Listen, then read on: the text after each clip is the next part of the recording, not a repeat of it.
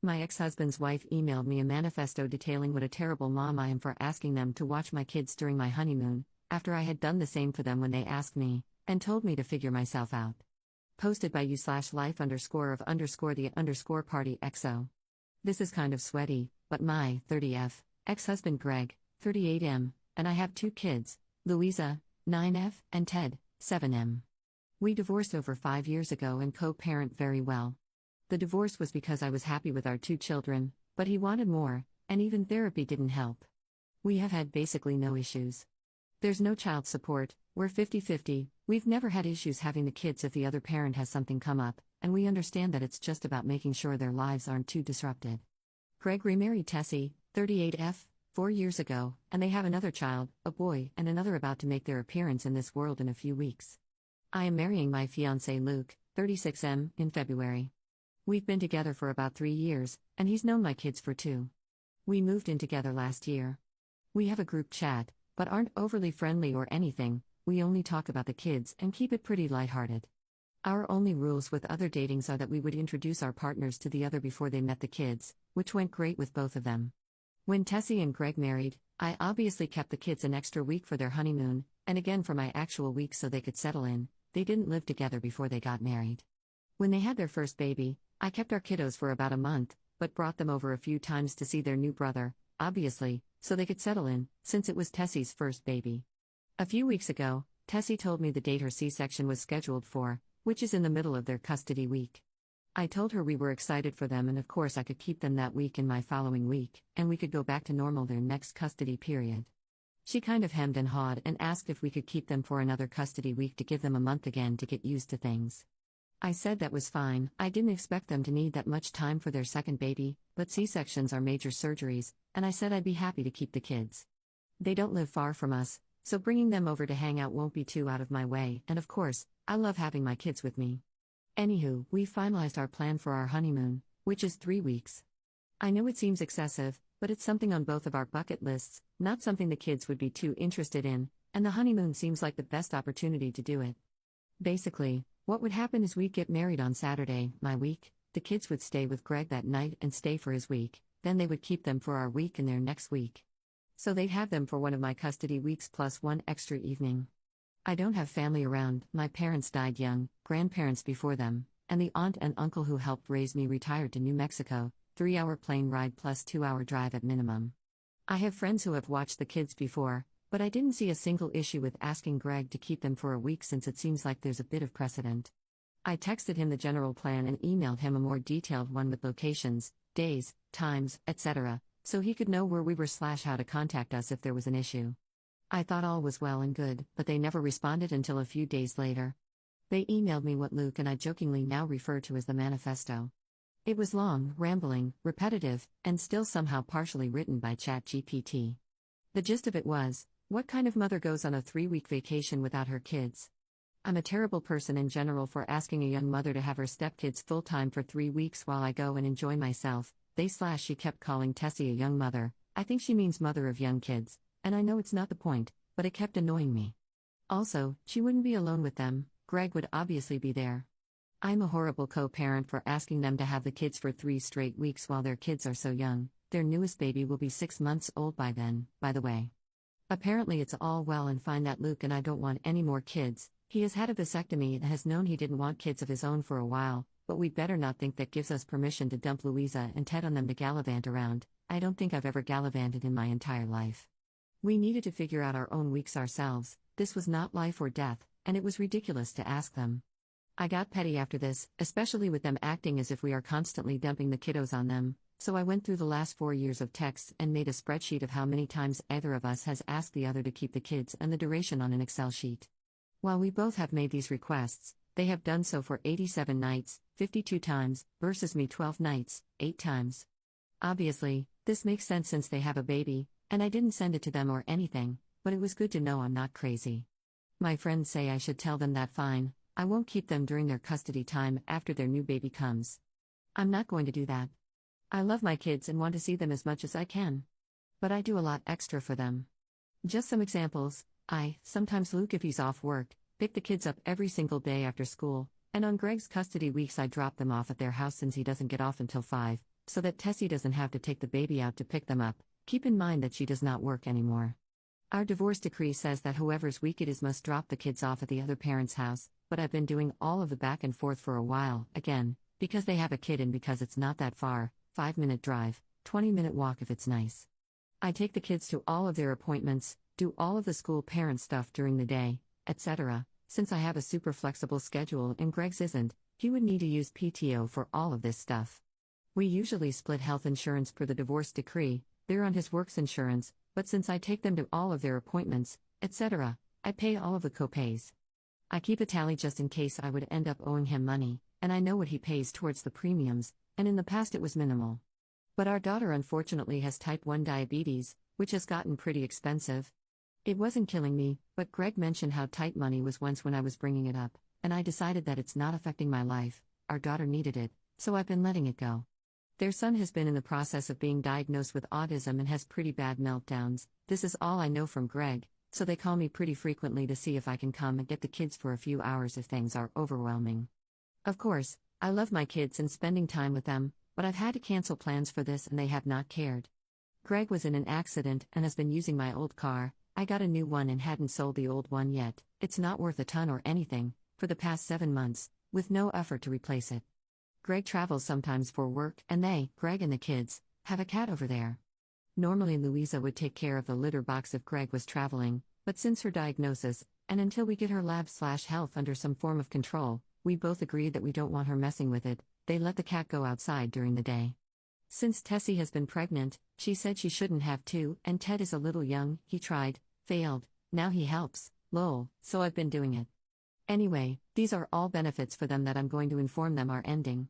I won't go back on my word to have the kiddos after she has her C-section, but the absolute gall of them to not do the one thing that I have asked of them, and that I've done for them, has brought me to this. Most of my friends say I'm not going far enough, but a few have said that it might cause a breakdown in our co-parenting relationship, which would affect the kids. That's really the only thing I care about, so now I'm hesitant. Top/relevant comments. Commenter. You would not be the jerk.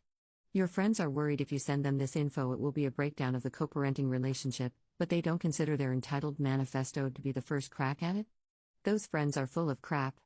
I would send them the Excel spreadsheet and tell them to verify it. Remind them of the flexibility you've given them and that you raised small children without the benefit of a third parent. I would tell them how insulting their manifesto and lack of recognition of your efforts to make their lives easier and blend well with all the kids in mind is. The audacity it takes to shame you for taking 3 weeks for your honeymoon when you take the kids to so many things. F them. If they don't wise up, don't take the kids, stick to the custody schedule, and work something out with your friends for your weeks. Ops response. Yes, the manifesto was incredibly hurtful and came out of nowhere. We had always gotten along so well. I know money is tough on them, but Luke said the same as you. They chose to have more kids. She chose to be a stay-at-home mom, but it still feels like maybe they're jealous of the long trip. Luke's parents have offered to watch them. They aren't huge into kids but like ours and want to help us out, but I feel like it's not their job when their father will be in town. The other option would be to fly my aunt and uncle up for the week, which I know they'd like, but again, it seems ridiculous when their own father will be in town. I couldn't imagine being in town just hanging out knowing that my kids were at his parents'. Commenter. If you were my friend, and you had to use your in-laws or aunt and uncle to watch the kids, I would tell you to stop doing all the extra stuff you do. Your ex is a parent to your kids too and needs to act like it. Ops response. Thank you, I just don't want my kids negatively affected for sure, but I also don't want to be a doormat. Like, of course I'd rather pick them up if she can't get her kid in the car, because they shouldn't have to be in latchkey when they have a stay-at-home mom, stepmom, and a mom who works from home. But I think from now on, if he refuses to find them another ride and she won't do it, I'll still pick them up at least, but bring them to my house. Commenter 2. Honestly, I would send an email with a spreadsheet, pretty badass, in my opinion, and let them know that you don't appreciate their ungrateful attitude and that you are more than happy to go by the parenting agreement going forward. People want to be petty and ungrateful, and so do I lol. Ops response. I just feel like the best thing for my kids is to have a good co-parenting relationship. My friend's parents were divorced and they did not get along, and they made her childhood miserable. It's not their fault we didn't work out, and I want to do everything I can to make their lives not that much harder. But I agree I need to stop being so accommodating. It will be a horrible wake-up call, and I just don't want them to make my kids' lives worse. Commenter 3. So I hate to be the person to tell you this, hon, but what you have is not a good co-parenting relationship. What you have is two people who are running roughshod all over you and using you to make their lives easier, while skimping out on the care that your ex-husband should be providing to his children. I think the best thing to do would be to send them an email, attach the Excel sheet you have, and let them know that since they feel so strongly about sticking to the parenting schedule, and about people skimping out on care/dumping, that wording really upset me. The best thing to do moving forward is to stick to the letter of the parenting plan. It seems that's what they'd rather do starting immediately, which means the previous times you've agreed to cover in the future are no longer on the table, no matter what. If they need care for the children, your ex-husband should be responsible, because he cannot have children, remarry, have more children, and then pretend he doesn't have a duty to care for the rest of his children. Commenter 4. This is so on point. Your ex wanted a big family. Where would he have sent his kids if you had 2 more babies with him? What was his plan then? If he can't manage to attend PTAs or doctor's appointments for your kids, is he going to dump new kids' school and health responsibilities on you? No. He will take care of that, because little Miss Touch-Me-Not cannot even bother to do school pickups, so how will she manage PTAs and doctor's appointments alone? If he can't be there for those instances, why can't he be there for his kids with you? What everyone is saying is right. He is a part-time parent and you are a full-time one, even with 50-50 custody. Time to step up for yourself and for your kids. I get your sentiment of having your kids more and more. So keep them for the C-section month, but let the jerks know that it is a trade and they owe you for that. Send that Excel and cancel all the other help. Update 3 days later. Hey everyone, I don't know how to link on mobile, so my last post is in my profile. I got way too overwhelmed with the responses, but like I thought, I was completely being taken advantage of, and the friends telling me to let it go can suck it. JK, I know where they were coming from, they were just wrong, and my egg Greg and Tessie do need to be introduced to my good friend reality. One thing I didn't mention in my last post is that Greg and I have a long history. I've known him forever since we moved to his mom's neighborhood when I was 4. We were always friendly, and then we started hooking up when I was in college and I got pregnant. In his defense, he 100% stood up, married me, took care of us, paid for everything while I finished school, and even paid for my college. But even before all that, he's always been a great guy and my friend. I know it seems like I was being taken advantage of, but of course over the years people probably thought I was taking advantage of him before I started making the big bucks. It was me who filed for divorce. He said he could probably go to therapy and find a way to make it work, but I knew I couldn't ask him to do that. And there has been reciprocity in other ways. After we divorced, he definitely helped me a lot in setting up my new home, before Luke and I got together, doing things like mowing, cleaning the gutters, fixing appliances. Obviously, those things don't happen anymore, but I'm just saying it hasn't always been me doing everything. Finally, all of this has not been thankless. Up until the manifesto, they were incredibly and vocally grateful and appreciative. Doing things for appreciative people is great and makes me feel good. Unfortunately, now that we are living in the post-manifesto era, I don't get any joy from helping them out like I used to. With all that being said, I can't continue bending over backwards for him just because he was good to me before. Anyway, I got pretty mad at myself after my last post and decided to respond to the manifesto. As I was hyping myself up, though, Greg called. I was pretty amped, so I decided to answer. He started by apologizing. He didn't say it directly, but I got the gist that Tessie wrote the email in anger because of how overwhelming everything is. He reminded me that it wasn't just his son's issues, Louisa was also struggling to get her diabetes under control. Any other type 1 parents can probably relate, and she misread my email to think that I was asking them to keep the kids for 3 of my custody periods for a total of 6 weeks. Going back to the manifesto, I can kind of see where she was saying that, but it wasn't the most coherent thing to begin with. He said 1 week for our honeymoon is totally fine and they will figure it out. He acknowledged that it was entirely inappropriate and uncalled for. Unluckily for him, I was not in the best mood and told him damn straight it was one of the most deranged and untrue emails I've ever read. I asked him if anything they wrote in the email rang true to him in the cold light of day, and he admitted no. I had kind of been going back and forth on this, and was originally going to tell him to go to hell and that we would never switch custody times again. I didn't care if they had 5 more kids with C-sections. But I decided against going that far. I told him that I would get the kids when Tessie had her C-section, keep them through my custody, and would expect them to have them back during his next custody period, which still gave them 10 days to recover, etc.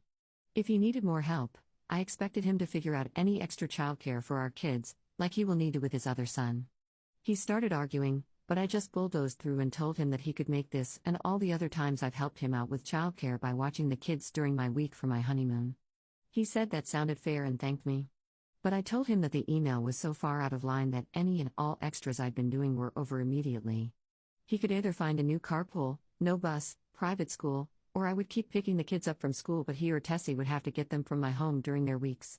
If they are unable to care for the children due to their son's meltdowns or their new baby, I would be willing to help them, but I warned him that due to their accusations I would start, tracking this, and if I thought it was becoming an issue, I would file for primary custody. I asked him if that would help. He could have the kids every other weekend, and I wouldn't demand child support in light of his very difficult situation, even though I know I could. He insisted that wasn't necessary, that it was on them to figure things out. He really didn't have a lot to say back to any of this and apologized again. I told him that it wasn't impossible to rebuild the trust we've had in the past, but it was going to take a lot of time and hard work on his and his wife's part because I was done putting in so much just to get attacked. He promised he understood and that he'd figure everything else out. I told him that since this was another verbal, aka not legally binding, agreement, the first time either of them slipped up, made outrageous demands, or said anything remotely close to what she wrote in that email, I would bring down the hammer, because due to the attacks on my character I now had a lawyer on retainer, hadn't met with the lawyer yet, but sometimes you need to bluff. He confirmed he understood. Tessie sent me a text apology. It seems sincere, but I don't trust her. I know Greg wouldn't throw her under the bus, but the fact that she thought it was okay to send such a demeaning and demonizing email to me after all I've done for her really ruined any grace I was willing to give her. I sent her a short acknowledgement text and went on with my day. Both their lives are about to get much more difficult. If they try to put any of that discomfort or difficulty on my kids, I will move swiftly. But also, if it means that my kids get a little less at their dad's house than they do here, that's not the worst lesson for them. Their needs will always be met, I know that. And they've been in therapy for a while, so while I'm concerned that Tessie could take her frustrations out on them, I truly think they would tell me. I read so many other stories on here and realized that two things. So the thing with the car, it's meant for my friend's stepdaughter for when she gets her permit. She is 15, and we all love her so much, but she has that disease that 15-year-olds get where she really doesn't have any motivation whatsoever.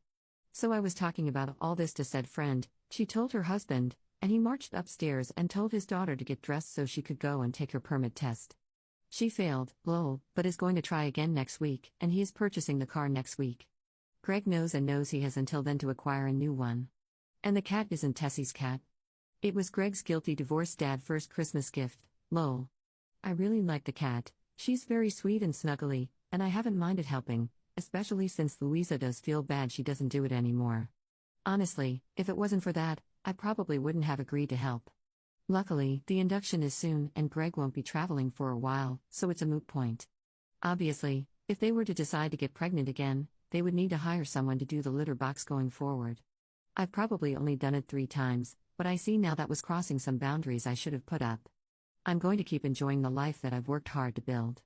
I know they'll always be around and in my life, and it's unfortunate for them that the choices they made got them in this situation, but they're going to have to rebuild their village.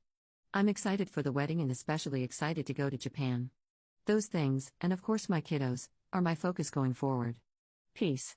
/relevant comments. Commenter.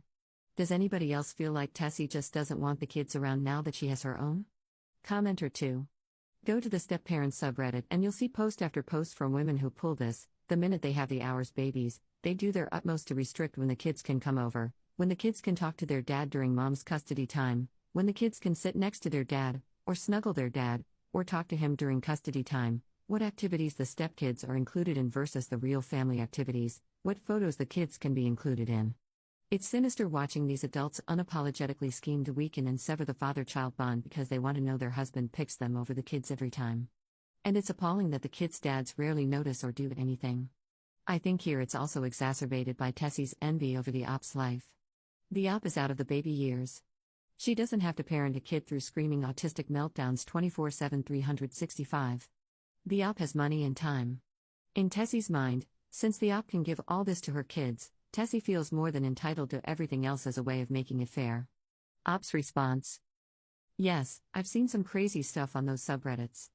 To be honest, I found Reddit because I was Googling some of the verbiage in the manifesto, and it brought me there.